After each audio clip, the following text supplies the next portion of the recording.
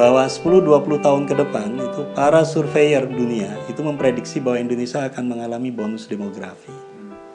Tapi harus diingat, statistik itu menunjukkan bahwa ketika dalam 1 tahun ada sekitar 5,6 juta anak itu masuk ke SD kelas 1. Tetapi problemnya adalah hanya 2,3 juta anak yang lulus SMA. Dan hanya tidak lebih dari 1 juta anak yang lulus perguruan tinggi. Indonesia Belajar sebenarnya punya tujuan yang sangat mulia, yaitu mereka peduli akan pendidikan di Indonesia, diantaranya dengan memberikan beasiswa. Nah, saya melihat di tujuan mulia itu saya bisa memberikan kontribusi.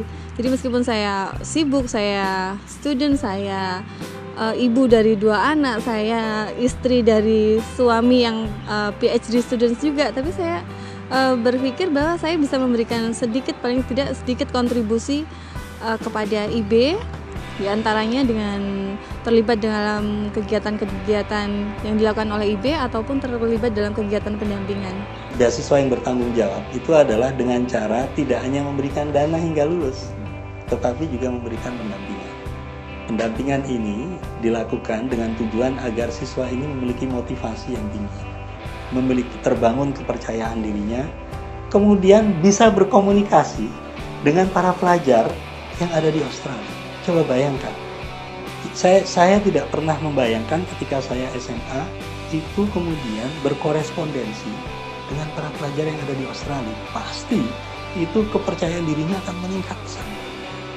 Apalagi ini dari anak yang berasal dari keluarga miskin. Mereka tidak pernah membayangkan mungkin berkorespondensi dengan seorang PhD dari Melbourne University atau dari Monash University atau dari Australian National University. Mereka tidak pernah membayangkan itu.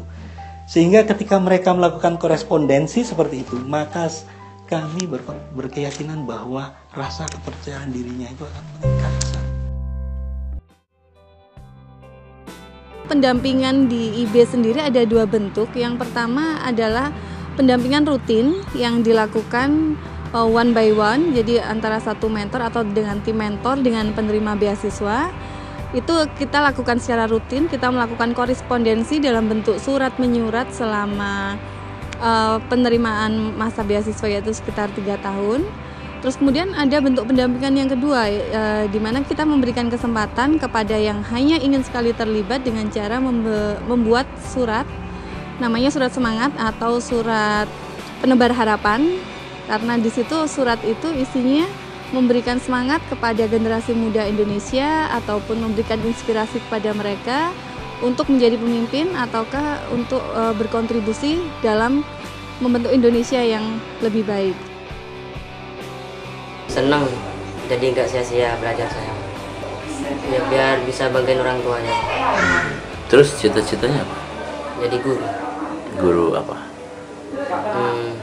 Guru ngajar ya sekolah ini.